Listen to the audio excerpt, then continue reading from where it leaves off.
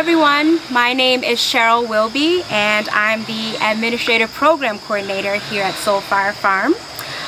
So right now we are pretty much just waiting for a group of elementary and high school students that will be coming from Redemption Christian Academy in Troy. And we're going to give them a tour of the farm. We're going to do some hands-on-the-land activities where they actually get to experience farming for themselves. And we're also going to talk a lot about food justice and the movement towards food sovereignty for all people within our food system. So at Soulfire Farm, we are of course farmers first. Our farm was really started on the basis of trying to ensure that people in our communities and low-income communities, which are predominantly folks of color, have access to fresh fruits and vegetables because unfortunately these folks are typically living in communities where they are designated as a food desert, or as we call it, food apartheid, where they are not able to get to fresh fruits and vegetables because their nearest grocery store is several miles away. So with our farm, we have a Csa program, which stands for Community Supported Agriculture, where we are making doorstep delivery to folks in our Arbor Hill, other Albany communities, including the Mansion area, as well as areas in Troy, to make sure that our people are getting this life-giving food that's so important to our overall health and well-being. So my background is in agriculture. I grew up in the suburbs of Englewood, New Jersey, but I ended up studying animal science at Cornell University and went on to do my master's in organic farming and food production systems at Newcastle University in the UK because I decided along my schooling path that really my passion was in food justice and sustainable food production systems. And I ended up here at Soulfire Farm because that is exactly what this farm is doing. We are all about food justice and making sure that everyone has access to fresh fruits and vegetables regardless of your economic status or your background, or whether you are a person of color or you are a white person. So it's really important to us that everyone has this access to food. So today, when the students from Redemption Christian Academy come, we are going to be working in these fields over here, harvesting some turnips. We're going to take the tops off and just clean them off a bit so that they're not too dirty when we put them in boxes for our CSA. And like I mentioned before, our CSA shares, they're going out to folks in Albany and Troy communities.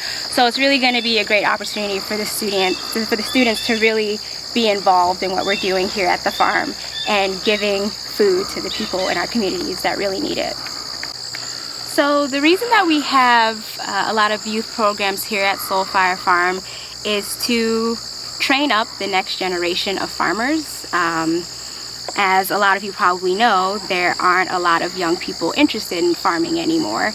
And to put on top of that, there are a lot of farmland that is owned by white people predominantly, and less than 2% of farmland is even owned by people of color. And the thing that's interesting about that is that people of color are the ones who are doing a lot of the farm labor, but they don't own these lands that they're farming on. So by educating the youth about farming and showing them how amazing and important it is, we're hoping that we kind of flip that narrative and have more people of color and young people also more interested in farming.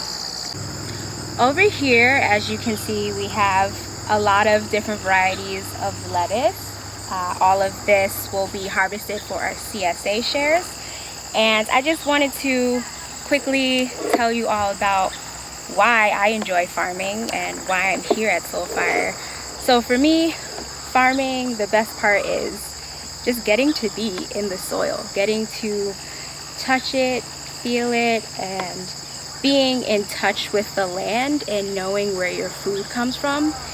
And I feel that that is something I really want to share with others. When youth groups come to the farm, or any other group that comes to Soulfire, I want people to have that experience of being able to be on the land and be in touch with it and know where their food is coming from. It helps you to have a greater appreciation for the food that you're eating, instead of just consuming it and not really thinking about all of the hard work and labor that went into making this food possible to be on your plate. Okay, so just before the kids show up, I just want to show you all my favorite spot at Soulfire, which is our Jardin Laku, which in Haitian Creole pretty much means backyard garden. Over here we have a variety of medicinal herbal plants, and we have some fruit trees. So there's some intercropping going on, and it's really just amazing to me because it's like having your own medicine cabinet here on the farm. We have a very powerful voice in the food justice and food sovereignty movement. We go to a lot of different events throughout the country. Our co-director recently released a book called Farming While Black, and we are going on tour teaching people about food justice and how they can reach food sovereignty within their communities. And we have a lot of different activities here on the farm where you can be involved, whether it's coming to our community day to help us harvest and getting to know the land. We also do a tour if you're interested in getting to know more about us. If you want to see us at other events nearby where you are, say you're not near Soulfire, we do a lot of different events around the country. All you have to do is go on our website and see our list of events to see where we're going to be, if we're going to be near you at some point. We have a lot of different immersion programs for people of color where we teach folks in a weekly program how to farm and how to be food justice leaders within their own communities. So we're always looking support with those programs. All right, so the kids are almost here, so let's go have fun with them.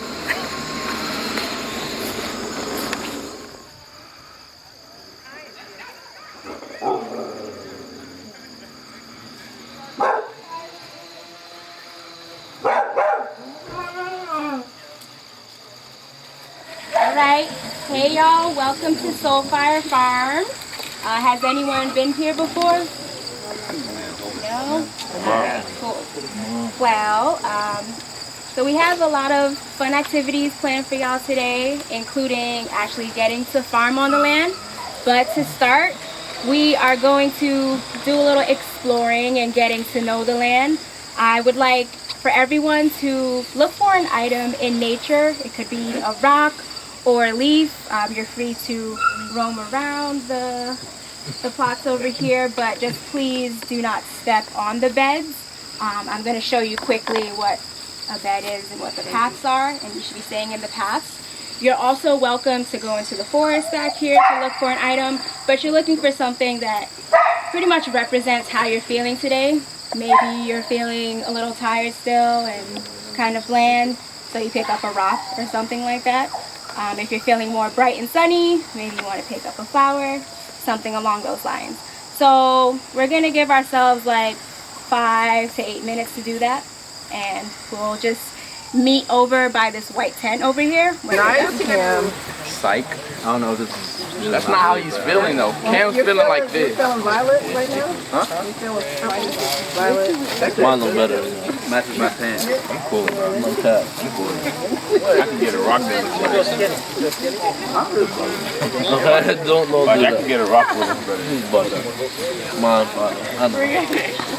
Alright, so everybody has their leaf, rock, or whatever represents them. So we're just going to go around and pretty much say why we picked up the item that we did, how it represents you, or how you're feeling this morning.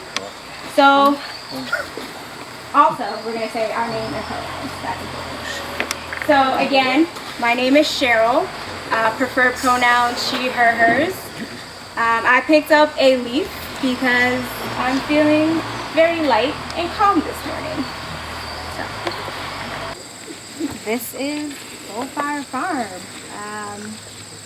Just to start off, I wanted to mention that Soulfire was founded in 2010 by our co-founders Leah Penniman and Jonah Vitale Wolf.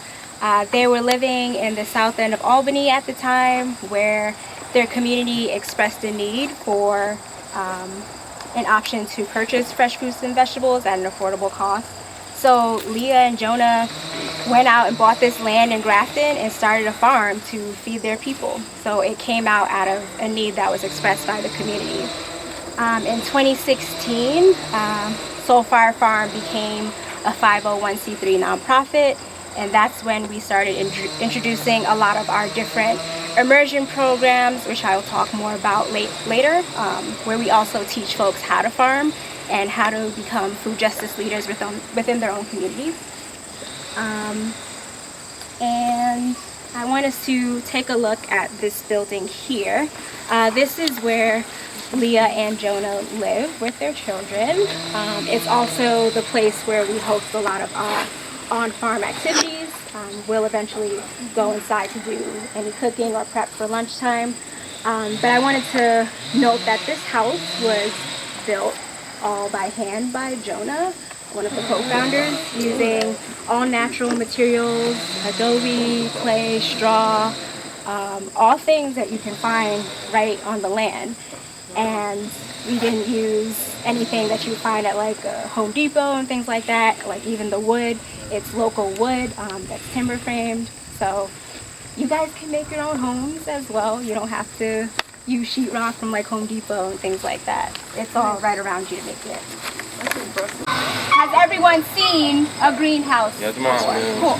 Awesome. All right, so in our greenhouse, we typically have our seedlings to start out before we end up transplanting them into our fields out here. So this is where they get to grow up in a very nice, warm environment, especially like during the winter time. It obviously wouldn't be ideal to start plants out here. So we start them in here, and then in the spring we bring them out to these tables called hardening off tables, where they get acclimated to the environment out here before we ultimately transplant them out into the fields. Items from our kitchen, whether it be like chicken scraps or any fruits and vegetables we have left over. Even there's compostable plates that we have available to us now. All of that gets dumped over here and turned occasionally, so that eventually it will become a nice soil that we can spread over our crops. And that adds a lot of additional nutrients to our plants as well. So yeah, it's also something that you can do at home if you were interested in that. I know a lot of folks with small gardens, they'll create compost piles for their gardens. So yeah, if you're interested in doing that. So we used to have a different rooster. And then one day, out of the woods, this other rooster comes out and ends up beating up our other rooster pretty much to a bloody pulp. Kicks him out of the pen and then takes over all the laying hens here. But we're actually happy that happened, because the other rooster was really mean to our farmers. Like, they couldn't even feed their laying hens without having to go through him. They would have to put on a bodysuit and like use the trash can lid as a shield, because he just wouldn't let them get near the laying hens. So chicken. So we have this new rooster that's really nice, and we named him Apollo Creed because the other rooster was named Rocky. The show you are watching has been produced by SACC.TV.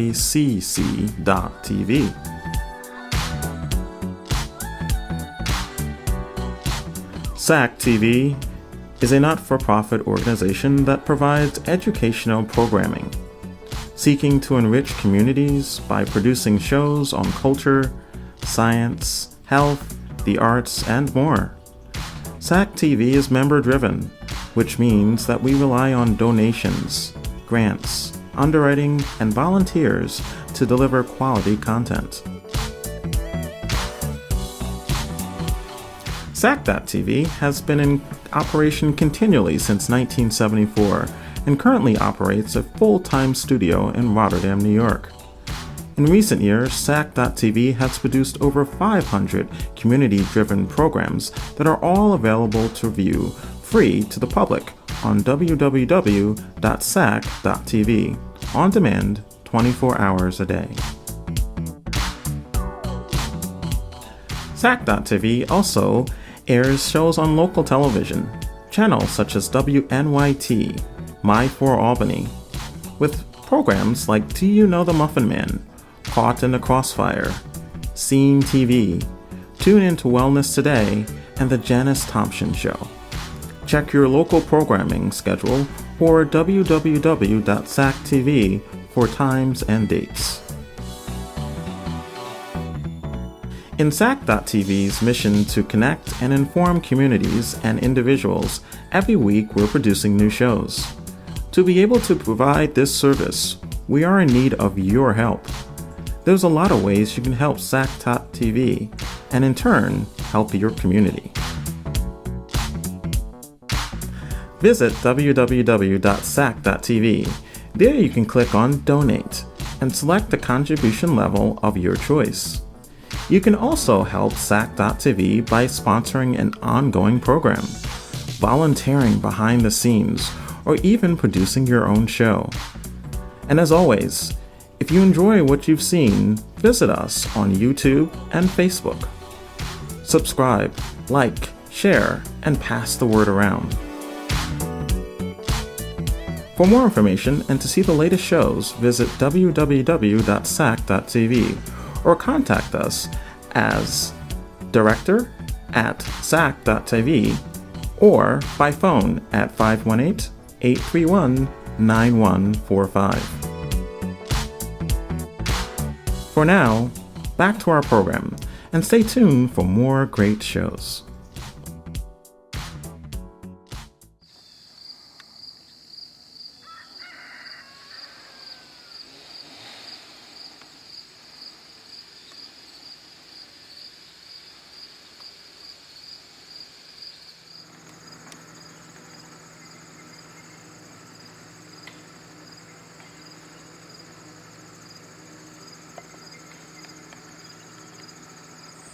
Hi, my name's Larissa, or Lala, and I was just asked what I'm listening to.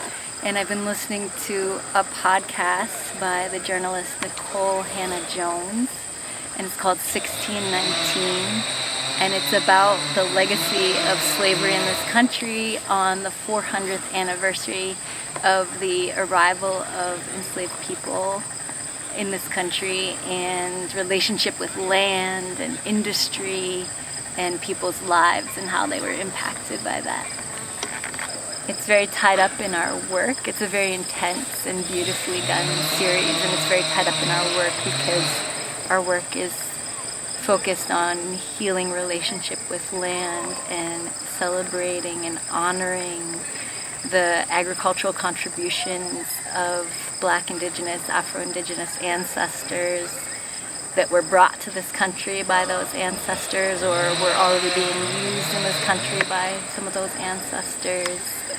And that history is very much bound up in the ways that we're thinking about how to heal relationship with land and how to uplift and harken back to many of those practices, those ancestral practices, and the ways in which people related to land, and passing on many of those and celebrating the relationship that already long existed for generations, for thousands of years, and was harmed and disrupted by slavery in this country.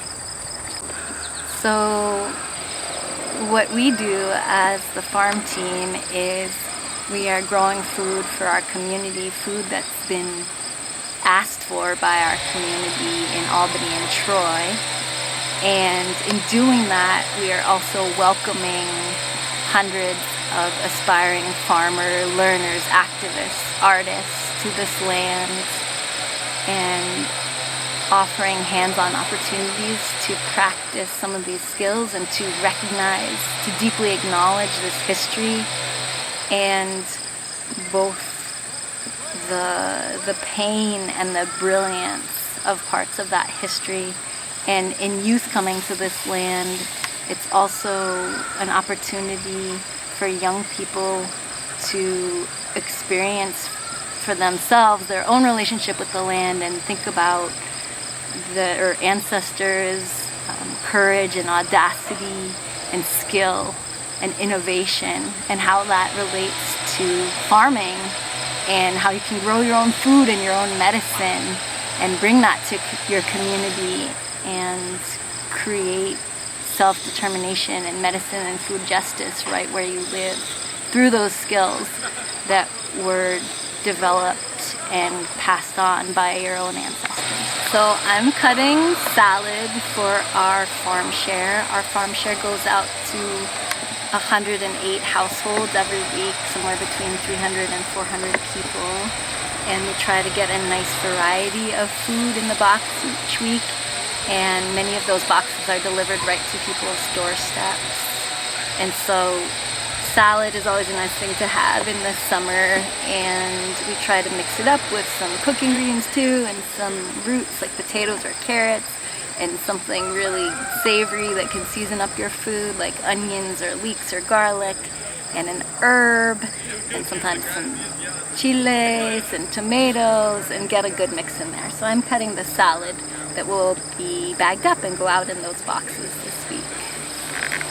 Earlier this morning, I was harvesting parsley for the CSA into bunches, and we usually take like 15-minute breaks in the mornings. So that's what we're here doing right now. Really early this morning we harvested melons, so we're just like enjoying some of the melons that we got. Yeah. It's the best kind. Yeah. The yellow flesh kind is really delicious. They're hard to find in stores and stuff, but they're definitely recommend them. You know, today I'm really in like a contemplative mood, and it's just nice to sometimes be out under the sky with the trees with good weather, and like doing various kinds of field work, harvesting, transplanting, weeding, seeding. That's what I love about the farm. It's just like the daily constancy of it's just a routine, and there's not really a lot of surprises, and you get a chance to have spaciousness. Yeah. I think for me, it's I've worked on several farms before this one, and in all the other ones, the other farmers I worked with were pretty homogenous and didn't share a lot of identities with me, and so to be able to farm with other Black folks, brown folks, queer folks, and really celebrate our culture while farming is one of my favorite aspects. My name is Demaris Miller. I'm the assistant farm manager here at Soulfire Farm. And I'm Noah McDonald, the farm apprentice here. And if we're going to talk about supporting Black farmers and Soulfire Farm, I think actually before that we also need to talk about supporting Indigenous communities and Indigenous farmers, because we cannot forget that they are the original people of this land, and that a lot of the project of America has been to erase their presence here and their claim to this land. Yeah, I definitely agree with that, and I think Black farmers are in a funny place with farming on Indigenous land, but also having land as access to freedom.